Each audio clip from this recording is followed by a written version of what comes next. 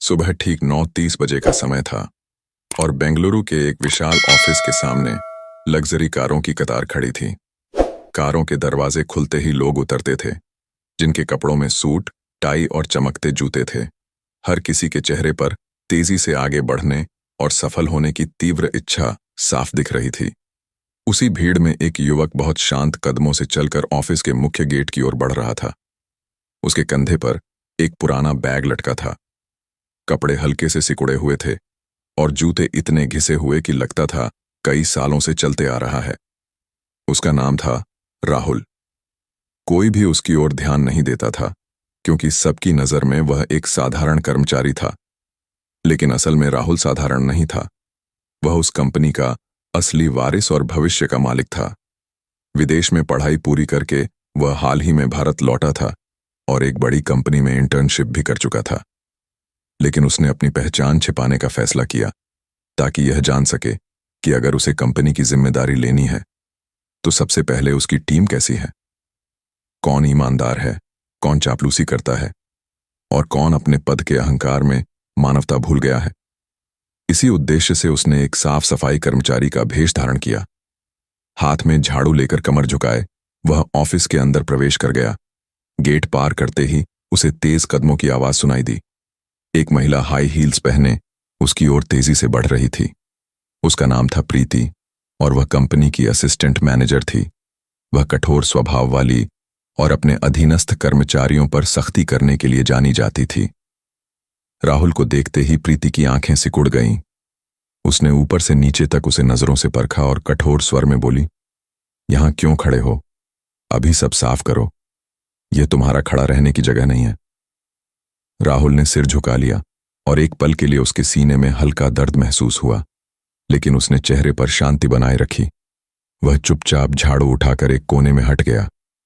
यह अपमान सहना उसके लिए आसान नहीं था, लेकिन वह जानता था कि उसका असली मकसद कुछ और है। यह कोई खेल नहीं, बल्कि एक बड़ा इम्तिहान था, जिसमें सफल होना उसके लिए जरूरी था। जाने से पहले प्रीति ने व्यंग्य से कहा, हाँ, यहां पुराने साफ सफाई कर्मचारी की तरह आलसी मत दिखना, नहीं तो ज्यादा दिन टिक नहीं पाओगे। उसकी बात सुनकर आसपास के कुछ कर्मचारी मुस्कुरा उठे। कुछ चुपके से हंसे और कुछ अपनी फाइल से मुंह छिपाकर चले गए। किसी ने भी यह नहीं सोचा कि जिसे वे साधारण साफ सफाई कर्मचारी समझ रहे हैं, कल वही उनके भाग्य का फैसला करेगा। राहुल ने झाड़ू से फर्श पर एक निशान बनाया और मन ही मन प्रतिज्ञा की कि वह सब कुछ देखेगा, सब कुछ सहन करेगा और सही समय पर सच्चाई सबके सामने लाएगा। खाने के समय का माहौल रोज की तरह हलचल से भरा था। कुछ कर्मचारी जोर जोर से हंस रहे थे, कुछ हाथ में कॉफी का मग लेकर गपशप कर रहे थे। राहुल चुपचाप झाड़ू लेकर एक कोने में सफाई के काम में जुटा था। उसकी आंखें फर्श पर थीं, लेकिन कान हर बात सुन रहे थे। अचानक एक महिला जोर से हंसकर इशारा करके बोली, अरे देखो, नया साफ सफाई कर्मचारी एकदम देहाती लग रहा है। लगता है जिंदगी में पहली बार किसी बड़े ऑफिस में आया है। उसके पास बैठी एक और लड़की तुरंत बोली, हाँ, लगता है लिफ्ट का बटन दबाना भी नहीं जानता। उनके साथ बैठे एक और कर्मचारी ने और अपमान जोड़ते हुए कहा, कल फिर से हमारे साथ कैंटीन में खाना मांगने ना आना। सबकी हंसी एक साथ गूंज उठी। माहौल में घृणा और अहंकार की गंध फैल गई। लेकिन राहुल ने सिर नहीं उठाया। उसके होठों पर एक हल्की मुस्कान थी। वह मन ही मन सबके चेहरे याद कर रहा था। वह जानता था कि ऐसे पल ही असली परीक्षा है, जहां इंसान का चरित्र समझ में आता है। वह सबके असली रूप को मन में उतार रहा था। कुछ देर बाद सब अपनी हंसी और कॉफी का मग खत्म करके खाने के कमरे से चले गए। राहुल अभी भी सफाई के काम में लगा था। उसके अंदर कहीं गुस्से की चिंगारी जल रही थी, लेकिन उसने अपने मन को शांत किया। वह जानता था कि अगर वह भावुक हो गया तो उसकी पूरी योजना बर्बाद हो जाएगी। उसे धैर्य और समझदारी से आगे बढ़ना होगा। सायंकाल ढल रहा था। ऑफिस के बाहर एक चमकदार लग्जरी कार रुकी। राहुल ने दूर से देखा कि प्रीति फोन पर बात करते हुए कार में सवार हो रही थी। उसके चेहरे पर अहंकार और दिखावे की झलक साफ थी। उसकी फोन पर कही बात राहुल के कानों तक पहुंची। हाँ हनी, आज रात मुझे किसी 5 स्टार रेस्टोरेंट में ले जाओ। किसी सस्ते कैफे में मैं नहीं जा सकती। राहुल ने एक पल के लिए उस दृश्य को ध्यान से देखा, फिर आंखें नीचे कर लीं। उसके मन में एक ही विचार आया कि यह अहंकार ज्यादा दिन नहीं चलेगा। सत्ता और पद हमेशा इंसान को नहीं बचा सकते। एक दिन सच्चाई सब सामने आएगी। राहुल शांत कदमों से ऑफिस से बाहर निकल गया। सायकाल की ठंडी हवा उसके थके शरीर को छू गई, लेकिन उसकी आंखों में एक दृढ़ संकल्प की चमक थी। यह एक लंबे खेल की शुरुआत थी, जहां हर झूठ, हर अहंकार और हर अन्याय का पर्दाफाश होना था। फर्श अभी भी गीला था। अचानक प्रीति की कठोर आवाज गूंजी, यह सफाई तुमने की है क्या? फर्श अभी भी गीला है। अगर कोई फिसल कर गिर गया तो क्या तुम्हारी बुद्धि में कुछ नहीं? राहुल ने सिर झुका लिया और चुपचाप फिर से फर्श साफ करने लगा। आसपास खड़े कुछ कर्मचारी एक दूसरे की ओर देखने लगे। किसी के मन में शायद थोड़ी सहानुभूति आई, लेकिन किसी ने मुंह खोलने की हिम्मत नहीं की। उन्हें पता था कि प्रीति के सामने बोलना मतलब अपनी मुसीबत बुलाना है। सबने आंखें हटाकर अपने काम में लग गए। इन दिनों राहुल की मुलाकात हुई एक पुराने साफ सफाई कर्मचारी विजय से। विजय कई सालों से कंपनी में काम कर रहा था।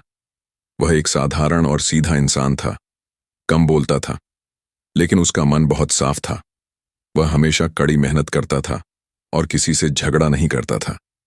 कर्मचारी अक्सर उसका मजाक उड़ाते थे। कोई उसे बूढ़ा साफ सफाई कर्मचारी कहता, कोई उसके कपड़ों पर तंज कसता, लेकिन विजय कभी कुछ मन में नहीं रखता था। राहुल ने विजय में एक अलग तरह की चमक देखी। वह उसके साथ काम करते हुए पूछा, भाई, आप इतने सालों से यहां हैं, लोग जब इस तरह अपमान करते हैं तो आपको बुरा नहीं लगता? विजय हंसकर बोला, सम्मान ऊपर से मिलता है। जो आज हंस रहे हैं कल भूल जाएंगे, लेकिन अगर हम अपना काम ईमानदारी से करें तो मन शांत रहता है। ये शब्द राहुल के मन को छू गए। उसने महसूस किया कि यह इंसान शारीरिक रूप से कमजोर दिखता हो, लेकिन असल में सबसे मजबूत है। खाने के समय विजय अक्सर अपनी रोटी बांट देता था। एक दिन उसने राहुल को आधी रोटी देकर कहा, ले बेटा, तुम भी खा लो, मैं तो अकेला हूं, मेरा चल जाता है। तुम जवान हो, तुम्हें ज्यादा ताकत चाहिए। राहुल की आंखों में हल्का पानी आ गया।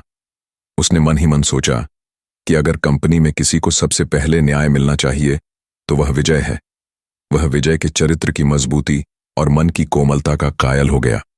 उसी पल राहुल ने अपने आप से वादा किया कि वह एक दिन न सिर्फ विजय बल्कि हर उस इंसान के हक को लौट आएगा जिसे यहां सालों से दबाया गया है। लेकिन वह जानता था कि अभी वक्त नहीं आया।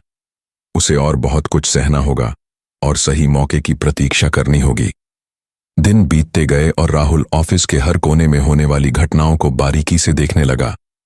एक दिन दोपहर को खबर आई कि कंपनी के कोऑपरेटिव सोसाइटी के कमरे से कुछ पैसे चोरी हो गए हैं।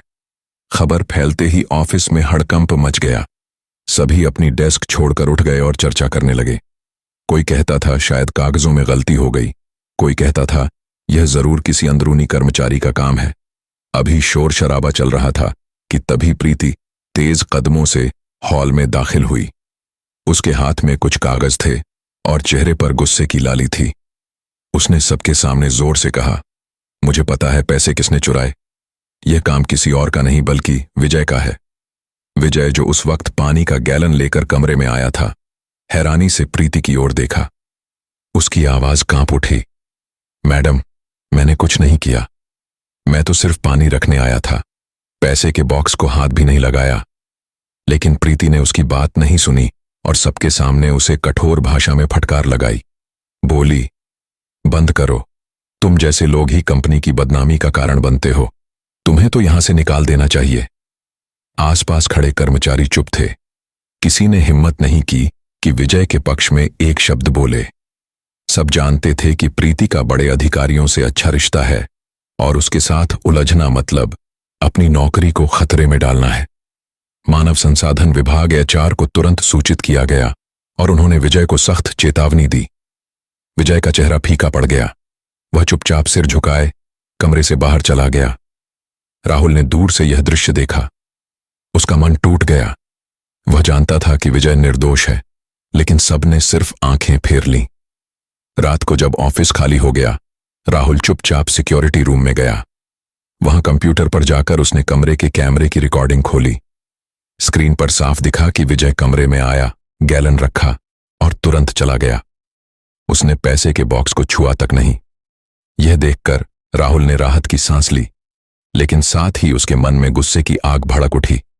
उसने तुरंत वीडियो को कॉपी करके अपने पास रख लिया और खुद से कहा, वक्त बदल रहा है, यह अन्याय ज्यादा दिन नहीं चलेगा। यह रात राहुल के लिए बहुत महत्वपूर्ण थी। उसने तय किया कि वह अब सिर्फ दर्शक नहीं